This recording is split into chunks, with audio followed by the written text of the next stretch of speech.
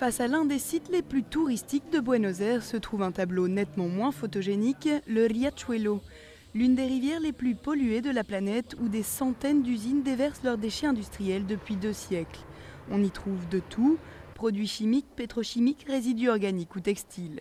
Le blanc que vous voyez là, ce sont des produits chimiques rejetés directement dans l'eau. Scandale écologique mais aussi scandale humain. Sur ces berges, près de 4 millions de personnes vivent dans des maisons de fortune. Des familles entières respirent au quotidien les gaz toxiques que dégagent les eaux. Avec l'odeur, on ne peut pas ouvrir la fenêtre. L'eau qui passe par les terres polluées de la rive ressort chez les habitants chargée en métaux lourds. Mais on continue de se laver, de cuisiner avec et de la boire, faute de mieux. Patricia a 12 enfants, dont 3 souffrent de maladies respiratoires. Cette eau qu'on utilise pour se laver, c'est de l'eau polluée. Et donc c'est là qu'ils attrapent des virus. Depuis plus de 20 ans, le Riachuelo est reconnu comme problème de santé publique. En 2006, le président Néstor Kirchner déclare même l'état d'urgence écologique. Réglementations et institutions spéciales sont créées. Le pays reçoit également des fonds internationaux, plus d'1 milliard de dollars en tout en 10 ans.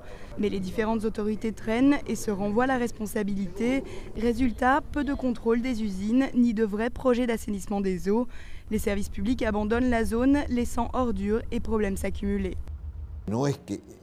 Il n'y a pas de paralysie, ça avance. Mais ce n'est pas du jour au lendemain qu'on va résoudre le problème. On voit des changements, mais rien n'indique que c'est vraiment pris au sérieux. À côté du Riachuelo, les cliniques ne désemplissent jamais et les pathologies y sont toujours les mêmes, bronchite, diarrhée et problèmes chroniques de peau.